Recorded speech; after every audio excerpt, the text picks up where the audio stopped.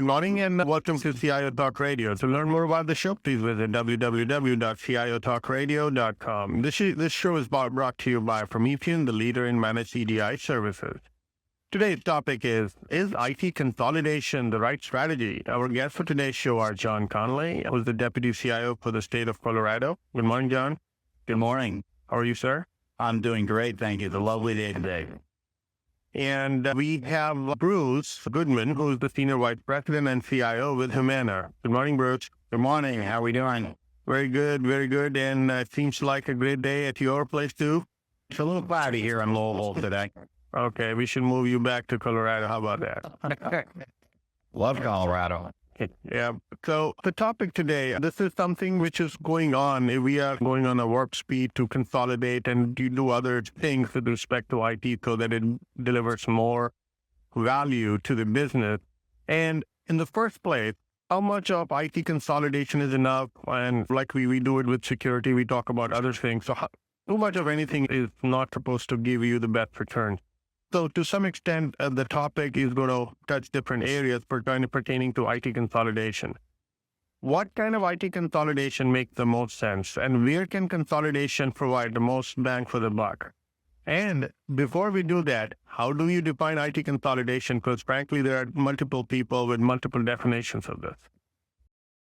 Sure. Thanks, Sanjog. I think to answer the first part of the question, how does Colorado define IT consolidation? We would define it more as a logical consolidation where you're centralizing not necessarily the people in a physical location, but rather are consolidating and centralizing the oversight and management functions so your standards are the same and your processes are the same throughout the organization. If you have network administrators or database administrators, they all should be dancing to the same tune, so to speak. So Bruce, what do you think? I would agree with what John just said. I think, and I'm more familiar using the term centralization, where it means putting the IT functions, most of them, and I'll get to that in a minute, in under a central authority or shared services environment to better maximize the utilization of both the non-personnel and personnel resources. I've been around the IT industry for over 35 years, and I've gone through quite a few centralizations and decentralizations over time. And I think where most people come down today, when you start looking at various IT functions, certainly the network function, the data centers, the infrastructure, therefore, it would be a very few examples where it wouldn't make sense to centralize under common management those functions. You don't want an organization that has those functions becoming redundant and controlled in different fashions. Not only are you exposing yourself to cost issues, but also business continuity, disaster backup recovery, and security issues, where you get a little bit more of a trade-off is whether you put application engineering, that is program development and maintenance, in that shared services model, or you leave parts of it in the business. And that, to some extent, depends on the structure of the business. Or uniform the kinds of services and things that the business does, the more it would suggest that you put those resources in shared services, the application engineering. The more diverse the business operations, you might go to a model where that application engineering is in the business functions or strategic business unit. But back to John's earlier point, you'd have a very strong set of methodologies, processes, controls, so that everybody was dancing to the same tune. So you didn't wind up with a whole bunch of different technologies that if you needed to consolidate information in data warehouses, for example, that would become problematic. So would you not think that, Bruce, based on what you've said just now, maturity in an organization does take time? And what comes first, a chicken and egg? Would you get maturity in an organization first, or you'll get consolidation exercise going as soon as possible for the maturity to be identified, at least the weak areas to be identified, and then work deliberately to fix those areas so that we don't have to unconsolidate or consolidate again? Right. I always think if you're not already there, you should consolidate as quickly as possible or centralize as quickly as possible. It's much easier to drive to the various maturity levels when you're centralized than when you're decentralized. Go ahead, John.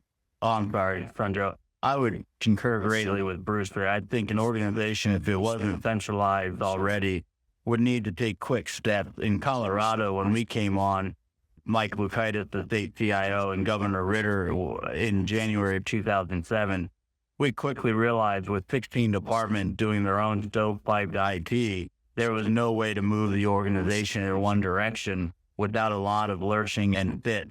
So we passed legislation immediately to pull that under one office, the Office of Information Technology, under the governor's leadership. And without that, I don't think an organization can ever get to a maturity level of any substance.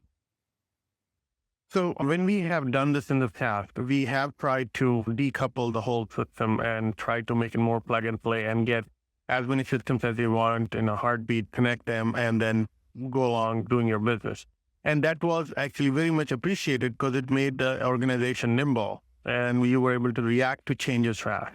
And now, basically, it could be a cost cutting or other form of efficiency that you could derive from consolidation. But unknowingly, are we going and shooting ourselves in the foot to remove that nimbleness that we had? Bruce. I would say this. First of all, I'm not sure cost cutting, except in the area of the infrastructure, is really the primary driver. I think there are more important issues around business continuity and disaster backup recovery and security, especially in industries where privacy, like in healthcare, is so important. You really need to have those things in the shared service so you know you're protecting your members' information adequately. The thing that you can do, and again, it depends a little bit on what kind of company you're dealing with, but shared service IT, including application engineering, you can certainly be agile in that mode. You need to set up something that I call a strategic consultancy, which you can think of as a marketing arm or a business liaison arm back to the businesses so that you go out and proactively engage the different business areas in a company and determine what are their key business objectives, and with your knowledge of IT, understand how IT can be leveraged to achieve those business objectives. And in that way, you get a couple of benefits. One, you get really good alignment with IT and the business area, just as good and maybe better alignment than if the application engineering was actually in the business unit. And you get sharing of good ideas. So in other words, there are generic ideas that go across organization. So you might pick up some particular self-service idea, for example, in one business unit. And by having it in the shared service environment, those representatives of IT can then take it out to the other business units very quickly. In a stovepipe environment, it's hard to spread that innovation. So you might have some that are way ahead in certain innovations, others that are way behind. This way, by having the application engineering shared and by having the liaison function, if you will, it enables you to spread those excellent innovations and initiatives across the entire enterprise. So would you say consolidation becomes a means to an end, that is to have a much more progressive IT organization, which actually comes closer to what the business wants? I believe it does. And what it also does is, since IT resources, especially application engineering resources, are sometimes very scarce, it enables an enterprise view of prioritization. And that's a very important piece of the overall puzzle. So you need a good prioritization scheme when you have shared services, but it does enable you to move resources around to the areas of the business that can most benefit. If you stay in a siloed environment, everybody keeps their resources. And in some cases, the things that particular business unit is working on might not be as important as what another business unit needs. And being able to have the fungible resources move around and get reallocated easily is a big advantage in terms of leveraging IT. So John, what have you seen when I think there was some major consolidation effort that was undertaken by the state of Colorado. Yes, as I alluded to earlier, we passed legislation that brought 16 executive branch departments and 1,100 employees under the leadership of Governor Bill Ritter's Office of Information Technology. What we've seen, and it's refreshing to hear from the private sector with Bruce, but we see the same thing, that a large entity, 1980 or 1990, if we were to have tried this, knowing what we knew then, I think you would have got more of a bureaucratic morass out of your IT organization. But we've learned those lessons from those years. And now I think a large IT organization can be more flexible and nimble in 2008 than in years past for all the reasons that Bruce just mentioned, but also in a state government, we have 49 other peers that their business practices are slightly different. Every state issues hunting licenses. Every state issues driver's licenses. And so we're seeing resurgence in a good way of COTS-type solutions, commercial off-the-shelf or modified off-the-shelf solutions. And what we're focused on in Colorado is less a hardcore development of applications and more configuration of those systems, and how can they be configured to meet not necessarily or holistically different business needs, but just slightly different. And how, with some slight configurations, can you make a technology that was supposed to be working only for hunting licenses 5 years ago also make it work for issuing just a regular permit, maybe to a park? And that's what we're looking at as we move forward. And that does allow us to be more nimble, because we don't need to release an RFP necessarily, a request for proposal. We can use technology we're already familiar with, just in a different way. And that allows the business to meet their needs much quicker than if we had to custom develop something, or if we had to go out and procure an entirely new system. Not to mention, as I think Bruce was pointing out, the fact that, and then I have to train them in a new technology. If I already know it and I can reapply or re-engineer how it's used, then I already have the staff on hand. I'm much more nimble as an organization. Let's take a quick break, listeners. We'll be right back after these messages. And let's read the approach which would work when you take on the centralization, in Bruce's words, or consolidation related initiative. Would you do a big bang? Would you take a big bang approach, or would this be a more of a gradual, behind the scenes, housekeeping kind of task, smaller task, which you can achieve over time? What particular approach would work better? Let's stay tuned. We'll be right back and we'll talk. All we talk about is money. Call us toll free, 866-472-5790, and talk to the experts. We talk money all the time. Voice America Business.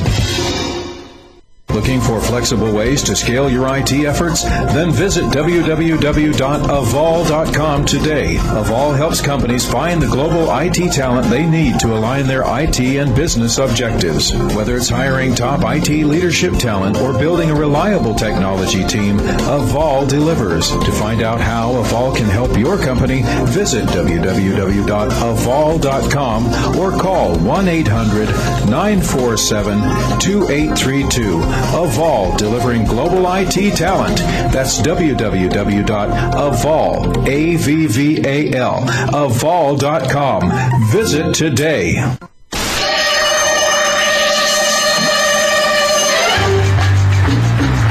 Good morning, Mr. Phelps.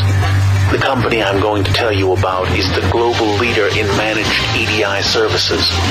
Your mission, should you decide to accept it, is to find out all you can about Promethean software services. The word within the intelligence community is that many of our competitors have chosen Promethean's managed EDI services. I would suggest you start your investigation by clicking on the Promethean link within the CIO Talk Radio website. This tape, Mr. Phelps, will self-destruct in 5 seconds, along with your job, if you don't provide a compelling reason as to why we haven't implemented Promethean's managed EDI solution. Please sign on to www.prometheanssi.com or call us directly at 866-311-0580.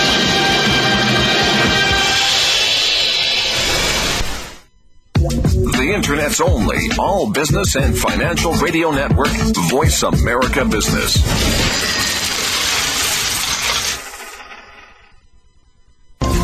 You are listening to CIO Talk Radio.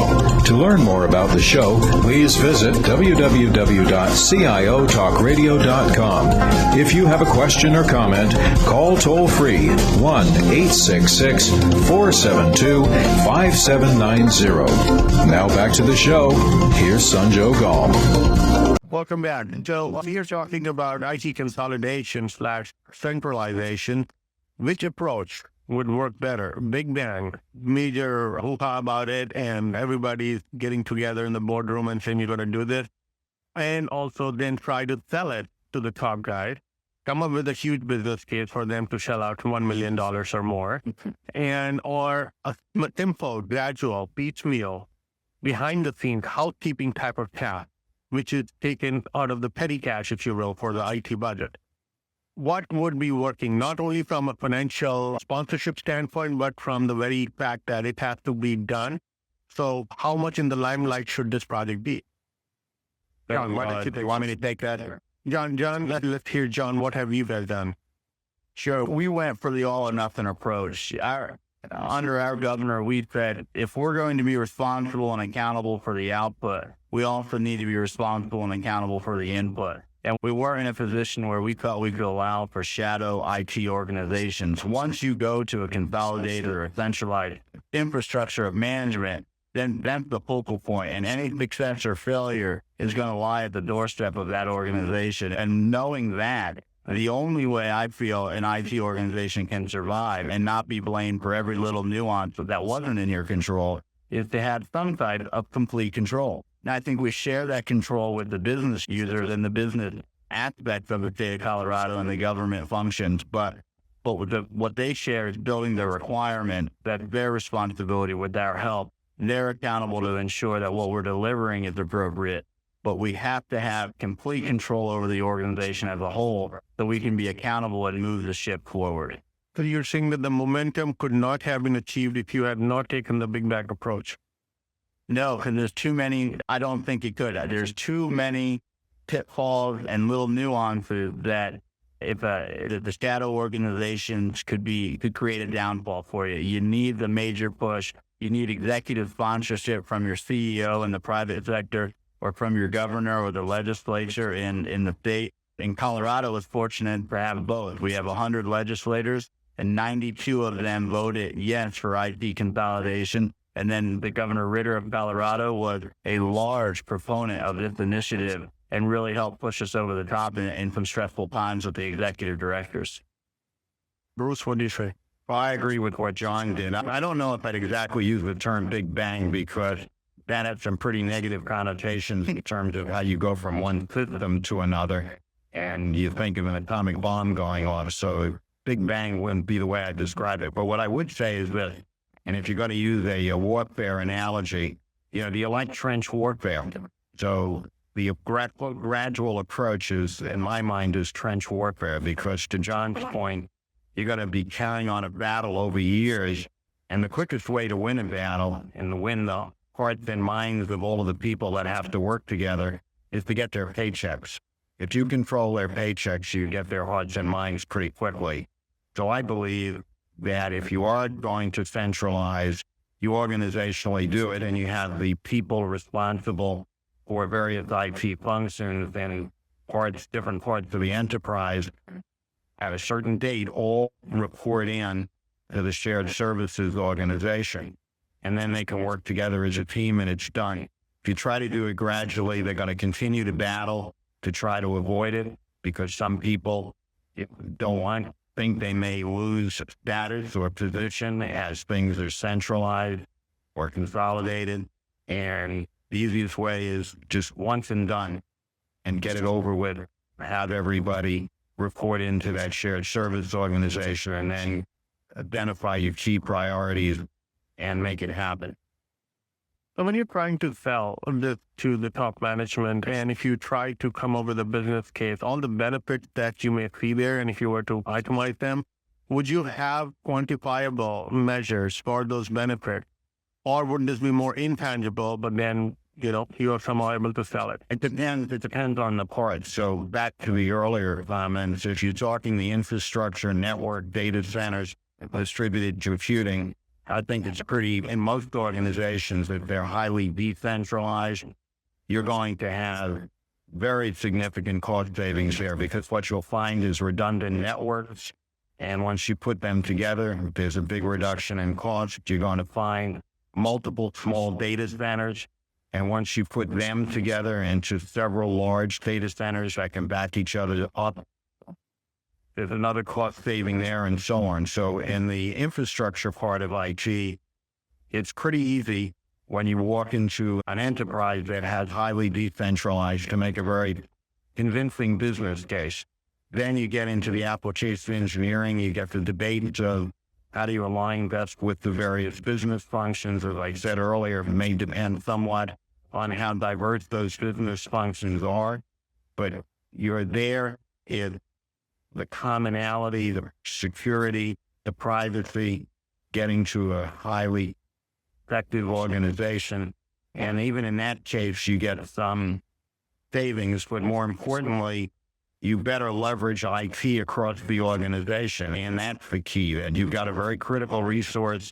It tends to have a high cost in terms of the resource. How do you best leverage it? You leverage it by prioritization, alignment, and getting all of the methodologies we're saying. So John, when you did it and you had to get this all taken care of, how was the business case created? Were you able to give them actual numbers of what we will bring home? Being in the state and a state governmental entity, we didn't give exacting numbers for the very fact that once you put a number out there, it's very likely that they'll just reduce that budget immediately to the amount that you think the cost savings would be. And so there's a little, while we have a great relationship with the legislature, there's a little bit of, if we're off by $1 million or even hundreds of thousands out of our $250 million budget, that could be critical. So we gave ranges. We asked for them to bear with us in the initial 18 to 24 months. And we set up a separate fund where any savings that were achieved were quantifiable, recordable, and would go into kind of a savings account or a rainy day fund, if you would, to be reinvested into the overall IT consolidation efforts in future years. The other thing we used as a selling point, if you will, was the fact of career mobility for the IT employees in the state of Colorado. Before, when you have shops that are set around 5 or 20-man teams, it's hard to have upward mobility. Someone has to retire. Someone has to have a health issue. Someone has to potentially be fired. Before the lower individuals, the rank and file, can move up into those positions.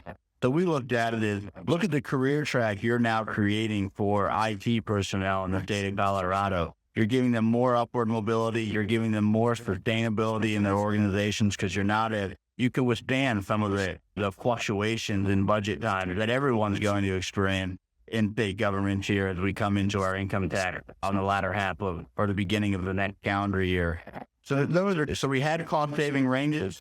We had career mobility as a selling point. And then we also had, as was pointed out earlier in our conversation, the fact that business continuity. Now you have a centralized entity. You have people who know what are the critical assets, what are the critical systems, and can prioritize them according to the entire state's needs or the enterprise needs, as opposed to individual or 16 different department needs. Because as Bruce pointed out earlier, in a different light though, sometimes the number one priority for the Department of Agriculture is not the number one priority for the state of Colorado. And we need to recognize that and have an honest conversation so everyone's on the same page. But we couldn't do that when everybody was controlling their own destiny, so to speak. So those are the three selling points. It didn't hurt that we had 39 data centers scattered across the state as a number where the legislators themselves, it's a citizen legislature here, they're only in session 5 months, but they were frightened and very concerned that we had that number of data centers. And that was something they were able to latch on to as quantifiable and demand that we see a reduction of those 39 data centers over time to more around 3 to 4 data centers in the state of Colorado. Any other tips that you feel, Bruce, the listener should get in terms of being able to sell it properly to the management? I think we've covered practically all of them. I think John made some good points. The prioritization in terms of the efforts, the cost savings, the eliminates the redundancy, making sure security and privacy practices are uniform, and so that if you have audit issues, that you won't have audit issues that you might otherwise have. Small shop tend to do things in not the best way, and you don't get, you consolidate, you get economies of scale, not only in dollars, but in terms of process. And that's really important. So now that we have sold successfully to the top people, we got the money. Now we have to sell it to the crew, the people who will actually make this happen, who will be the ones in the trenches. And if they feel unknowingly, they would not know at this time whether as a result of this consolidation or centralization, if their own job could be at stake, how do you keep their morale up and how do you keep them moving towards the same direction? Bruce, you want to take it? Sure. Again, I don't think your chief savings is by eliminating people. So that would definitely not be the first thing you'd want to do. But this is a paranoia is what I'm saying. This is a paranoia. And the way to start that program is to get everybody in a room, all of the leadership from the various areas who say, we're not cutting any job. We need all of you as part of the team. And your job may change, but you're going to have a job. That's the way I've done it in the past. And you get those folks involved. Now, the people on the infrastructure side, you've got to pick, obviously, a leader in the various sub-areas that knows what that individual, he or she, is responsible for, so they can drive to, as John pointed out, whether you're going to have fewer data centers, redundant networks, et cetera. Let's stay tuned. We'll be right back after these messages. We'll be taking a break here, and we'll listen to John on how he feels he could keep the employees or the crew, IT crew, motivated for them to put in their best as part of its consolidation efforts. Please stay tuned.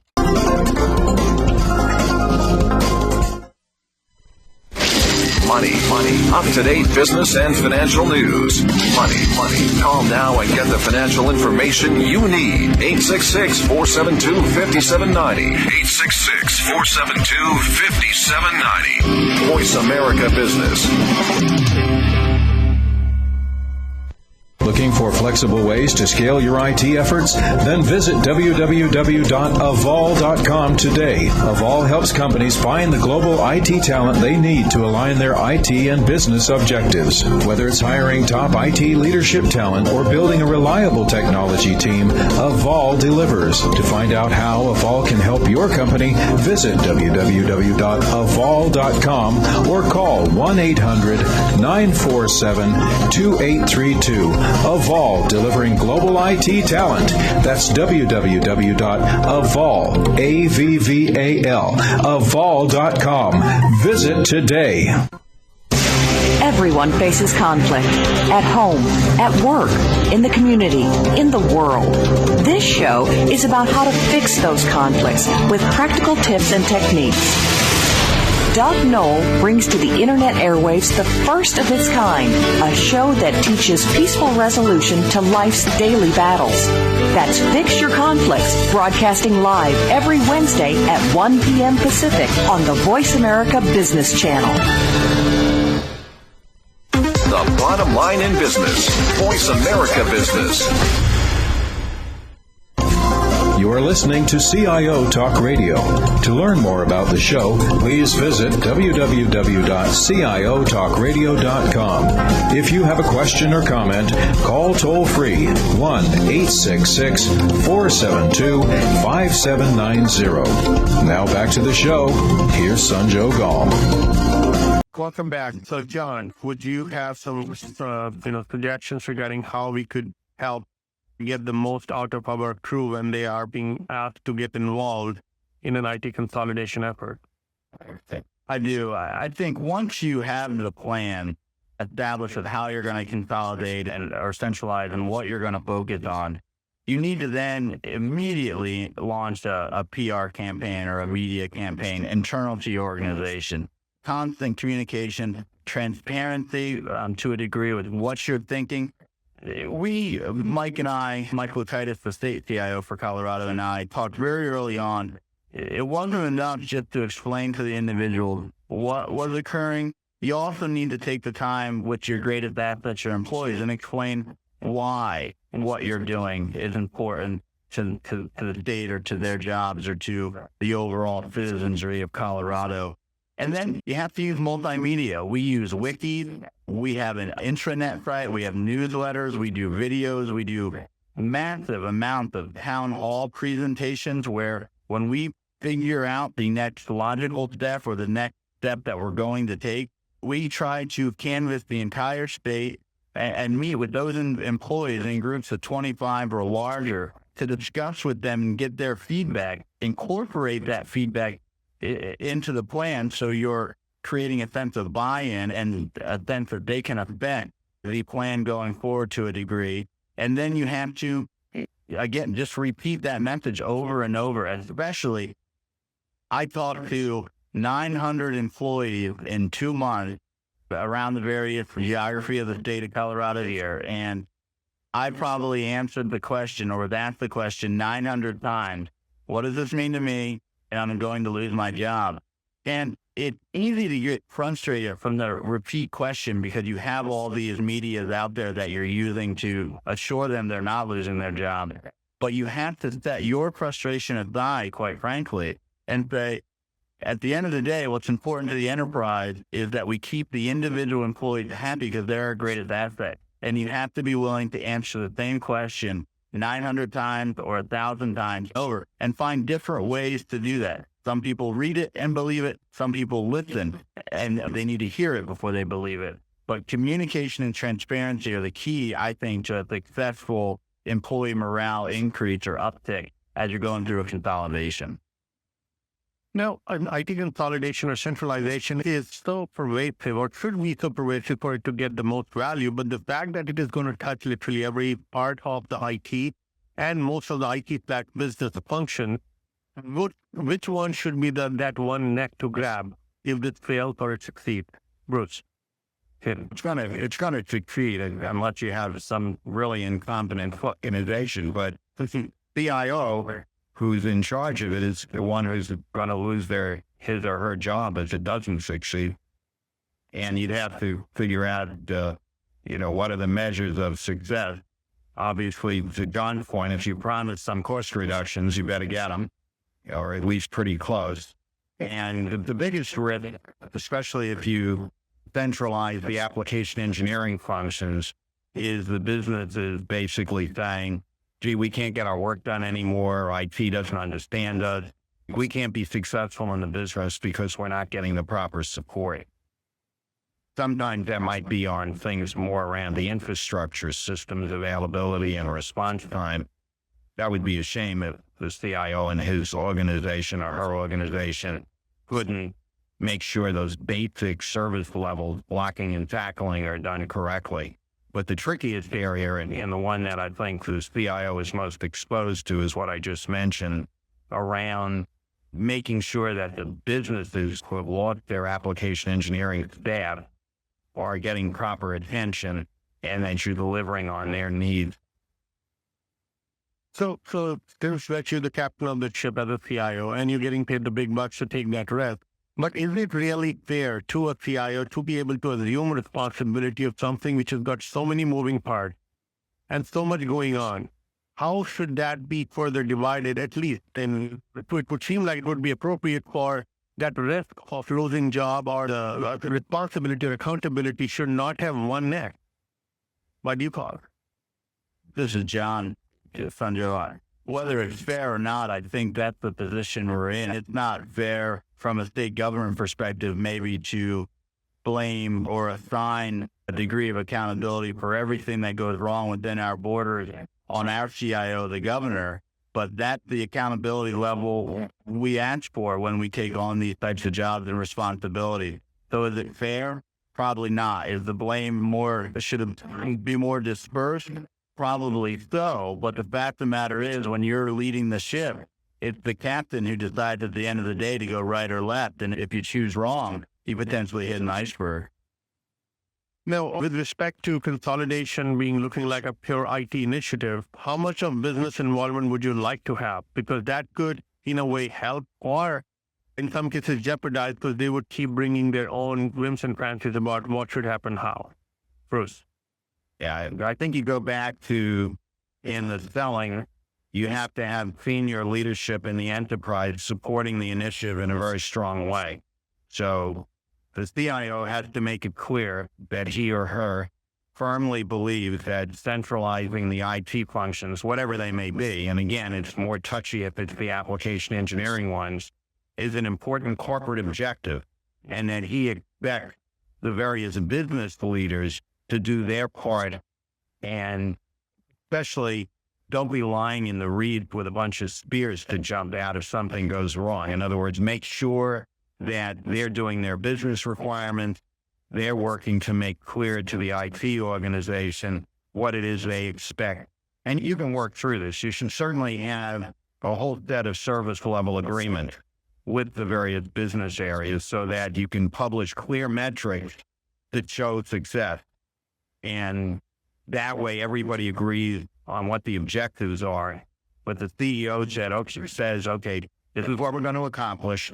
And I expect everybody to be working on a team and resolve things. And I don't want to hear people coming into my office and doing backstabbing on this isn't working or that isn't working.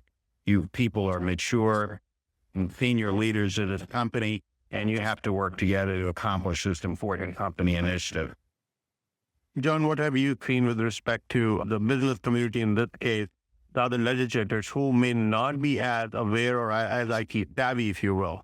Would you welcome their input with respect to this project, or would you say leave us alone? Yeah, we actually are seeking for and getting complete business user involvement in the IT consolidation. What's important for them is important for us. And I think at its foundation, information technology is still, to a large degree, a service provider out to the business organizations or the divisions of the department. And we need to ensure that their requirements are being met. What we've asked the business users or the divisions and departments, though, is not to bring IT the solution.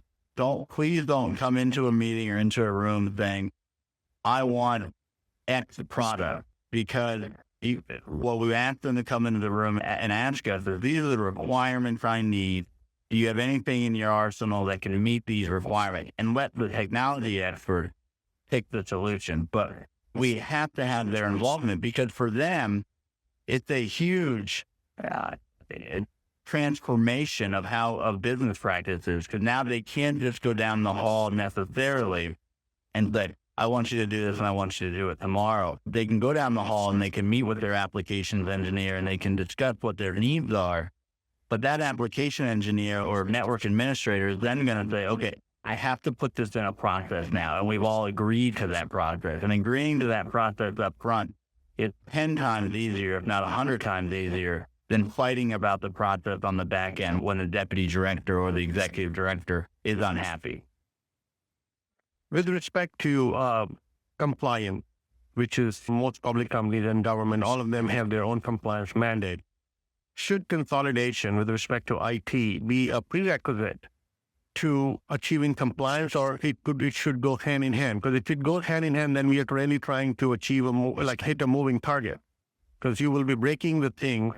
There's no two ways around it. You'll be breaking things when you're trying to consolidate, bring the things together. Processes and technology both will be ripped apart for it to be brought together and consolidated. So how do you achieve compliance or keep company in compliance while you're trying to do it, if it has not been done as a prerequisite? Bruce. I'm a little confused on the question, to be honest. The compliance from our perspective, since we're a highly regulated industry, is complying with those regulations, whether that happens to be something called HIPAA, which is keeping private various information about our members, their health information, whether it's certain reports that we have to give and certain standards that we have to meet for the center, Medicaid, Medicare. Those are all compliance issues, and you never go out of compliance. At least you certainly try very hard not to go out of compliance. So I don't know that consolidating puts you in any greater risk of being out of compliance from that definition point of view. So would you not be touching systems and processes and people and data for it to be even temporarily out of compliance and you get immunity during that time? No, you don't get immunity. Yeah. So then I'm going to that's what I'm saying. How do you eat the cake and have it too? You don't break it. You have to have migration plans, if that's what's required, that keep you in compliance. And I'm not sure you're ripping so much apart. I don't know that it's that disruptive as the picture you're painting. John, what have you seen? Yeah, I guess what I would say, we always ensure that the process that we're moving to is in place and tested before we retire or decommission an old process. And so we're following the line of service level agreements and performance metrics as well. And so we're having a transition phase in Colorado.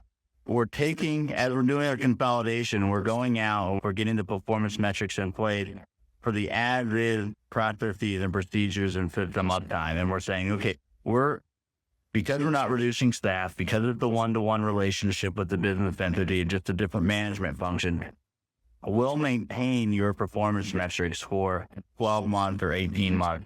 Once we have that performance metric data, we then begin to migrate to the new path. And that's then when the new process takes effect and they have agreed to those business processes. Let's take a quick break, listeners. We'll be right back after these messages. And since IT consolidation efforts should be a very well-planned exercise, and there should be some sort of a readiness, some sort of a diagnostic for a company to say, okay, now we can take this on. This cannot be started in an ad hoc fashion. So what is that type of diagnostic that we can perform on our organizations? And what are the minimum things that should be in place before we can kick off such a pervasive IT initiative? Please stay tuned. We'll be right back. Stocks, bonds, 401ks, investments, refinancing. We can help you.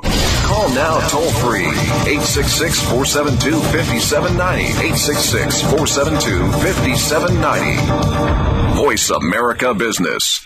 Looking for flexible ways to scale your IT efforts? Then visit www.avol.com today. Avol helps companies find the global IT talent they need to align their IT and business objectives. Whether it's hiring top IT leadership talent or building a reliable technology team, Avol delivers. To find out how Avol can help your company, visit www.avol.com or call 1-800-947-2832. Avol, delivering global IT talent. That's www.avol, A-V-V-A-L, avol.com. Visit today. Are you still doing EDI in-house? Then put your effort into your business and contact Promethean, the industry's most trusted provider of managed EDI services. Promethean has been providing cost savings and reliable service to Fortune 1000 clients for over 15 years. Our solution is platform independent and enables our clients to reach higher levels of performance. Join Promethean and say goodbye to old technology. For more information, please sign on to www.prometheanssi.com or call us directly at 866-311-0580. Income Property Investment Talk with Peter Mosca and Dean Issa provides homeowners and investors eager to invest well in real estate the knowledge, resources, and tools necessary to generate significant wealth. Our focus will be the paradigm. Live where you want. Invest where it makes the most sense. Listen live to the brightest minds in real estate investment every Wednesday morning at 8 a.m. Pacific on the Voice America Business Channel. That's Income Property Investment Talk with Peter Mosca and Dean Issa, where America learns to invest. The Internet's only all business and financial radio network, Voice America Business.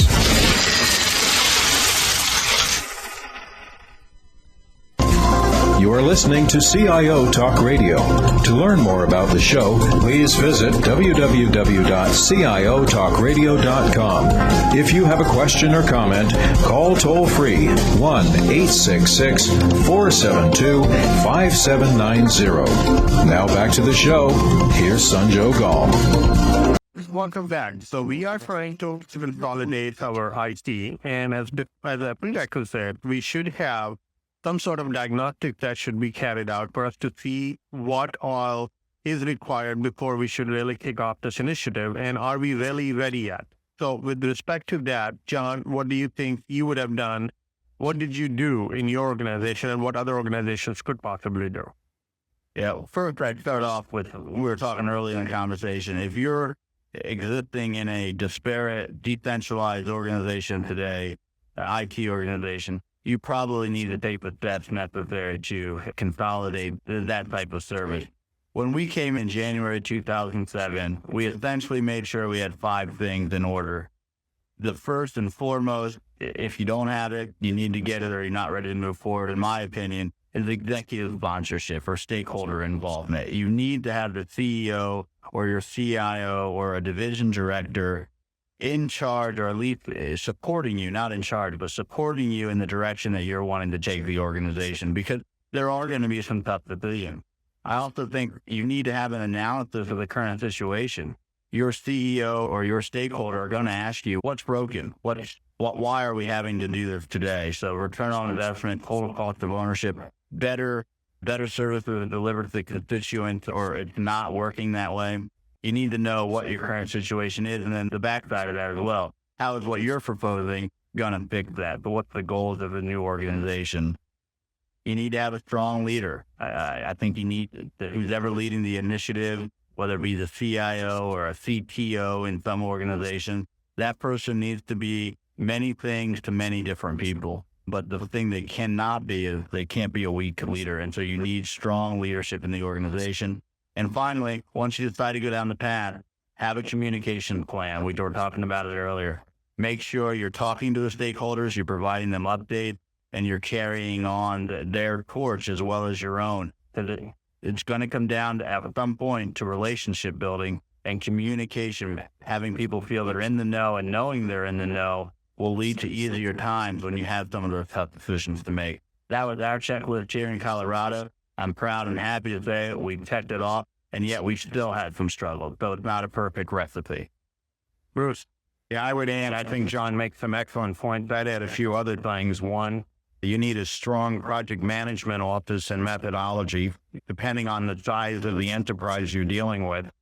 Bringing all of the IT functions together, eliminating redundant networks, reducing the number of data centers, et cetera, is going to take a multi-year plan.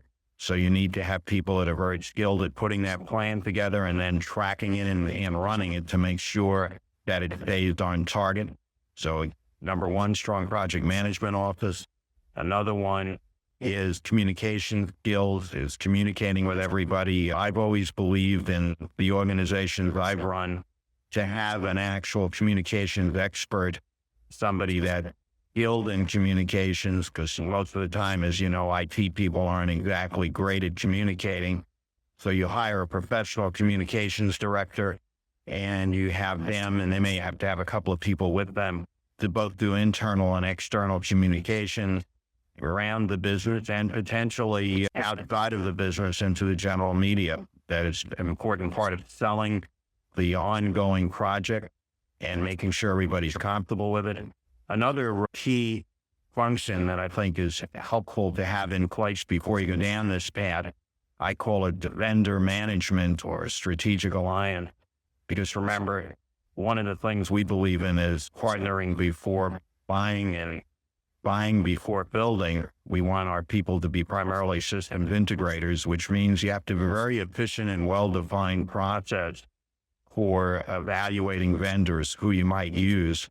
And back to John's earlier point, you want the business community to describe what they want and leave the decision of how, for the most part, to the IT organization. So you have this vendor management organization that helps define the requirements with the business to what, then looks to see what vendors are out there that can supply that particular solution, either totally off the shelf or somewhat customized, brings them in, goes through the process of evaluating them, et cetera, and moves quickly to get all of the legal deals signed and put in place. So you want to centralize all that procurement, because that's another area of fairly significant savings and leveraging.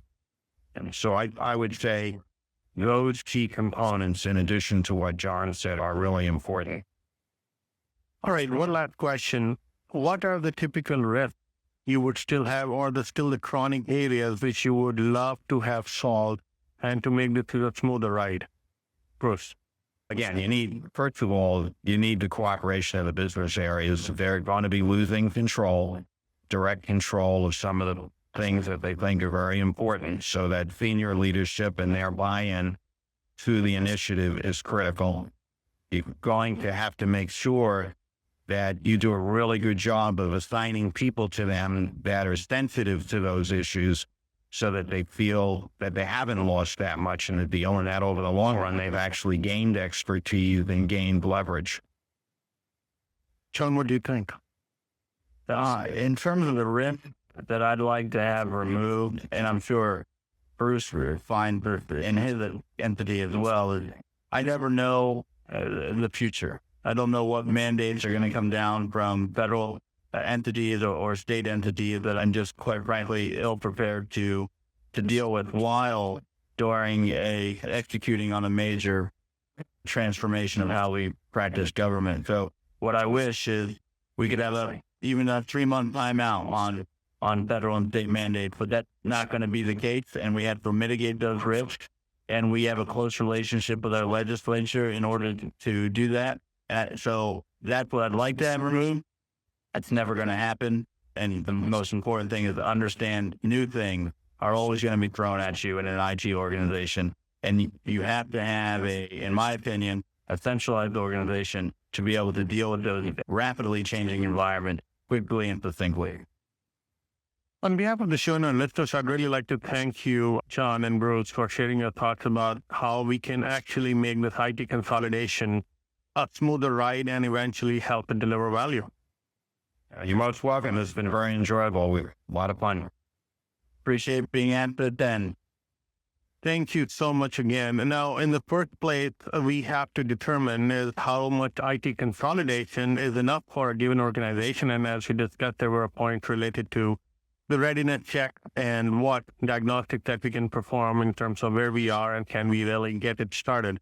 Now, we may also end up overdoing it and also be able to, basically because of that, you will relive that old era of monolithic systems that may make it an 800-pound gorilla, and which will not have the agility and flexibility that we need so much in today's world.